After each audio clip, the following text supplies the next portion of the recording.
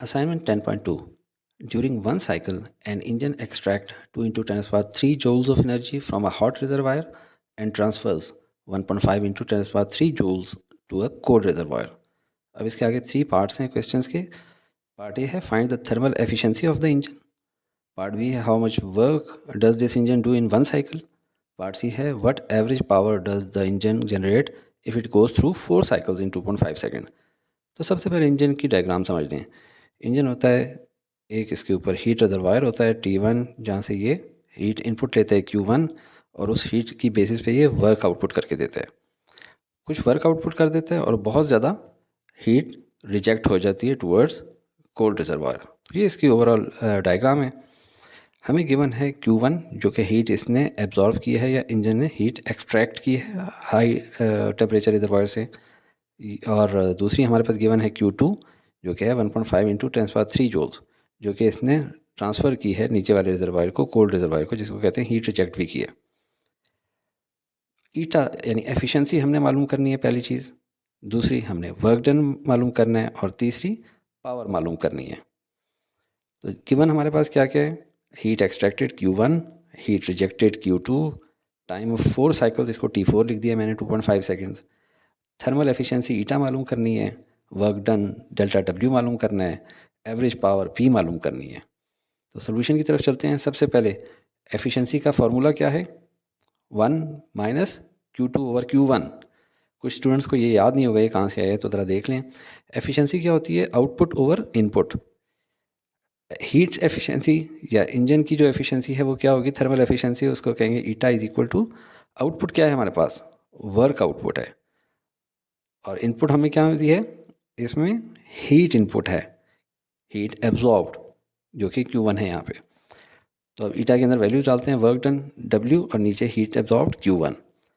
अब देखें कि Q1 जो यहाँ से आ रही है वो आगे जाके कितने हिस्सों में तकसीम हो रही है? वर्क और Q2. तो ये हम लिख देंगे Q2 प्लस वर्क. अब यहाँ से अगर हम लोगों ने वर्क को अलहदा निकालना है तो Q2 को इधर ले जाएंगे, तो ये बन जाएगा Q1 minus Q2 is equal to work, और ये लेफ़्ट साइड वाली इस इक्वेशन में ऊपर डाल देंगे. तो ये हमारे पास बन जाएगा Q1 minus Q2 divided by Q1. अब Q1 डिवाइडेड बाई Q1 से तो आ जाएगा 1, और राइट साइड पे Q2 डिवाइडेड बाई Q1 से आ जाएगा minus Q2 over Q1 as it is. तो अब ये नीचे वाले इक्वेशन के अंदर हम लोग वैल्यूज़ डालते हैं जो हमारे पास गिवन है. 1 माइनस Q2 और Q1 की वैल्यूज़ गिवन है वो डाल दें.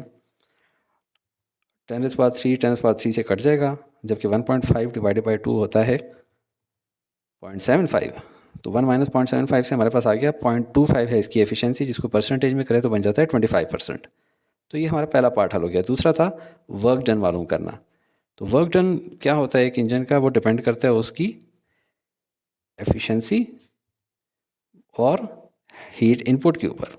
तो इन दोनों को आपस में मल्टीप्लाई कर देंगे, एफिशिएंसी मल्टीप्लाई बाई Q1. और अगर आपको ये याद ना हो कि ये कहाँ से आ रहा है, तो ऊपर देखिए फार्मूला यहाँ से भी आप ये देख सकते हैं कि eta is equal to work divide by Q1. तो यहाँ से अगर वर्क निकालना है तो ईटा मल्टीप्लाई बाई Q1. इसके अंदर सीधा सीधा वैल्यूज़ डाल दें. ईटा की वैल्यू हमने भी निकाल ली है 0.25, और Q1 की वैल्यू हमारे गिवन है 2 इंटू 10⁻3. इनको मल्टीप्लाई करें तो वैल्यू आ जाती है 0.5 इंटू 10⁻3. इसको अगर 0.5 को 5 लिखें तो ये हो जाएगा 5 इंटू 10⁻2 जूल्स. तो ये हमारे पास वर्क आ गया. फाइनली हमारे पास पावर रह गई है. तो पावर का फार्मूला होता है वर्क पर यूनिट टाइम, लेकिन टाइम 1 सेकेंड वाला करना है हमने. हमारे पास टाइम गिवन है 2.5 सेकेंड वाला. तो अगर टाइम 1 सेकेंड वाला निकालना हो तो 2.5 डिवाइडेड बाई 4, क्योंकि देखिए 2.5 सेकेंड में 4 साइकिल, एक साइकिल कंप्लीट हो रहा था. तो हमने इंजन का एक साइकिल देखना है, तो वो टाइम कितना होगा? 2.5 डिवाइडेड बाई 4. तो एक साइकिल कंप्लीट करता है ये 0.625 सेकेंड्स में. तो अभी वर्क डन की वैल्यू डालते हैं और टाइम की नीचे वाली इक्वेशन में. तो ये हमारे पास आ जाएगा 5 into 10⁻2 divided by 0.625. Calculator solve करेंगे तो 8.0 इंटू 10⁻2 वाट्स. ये हमारा थर्ड आंसर है.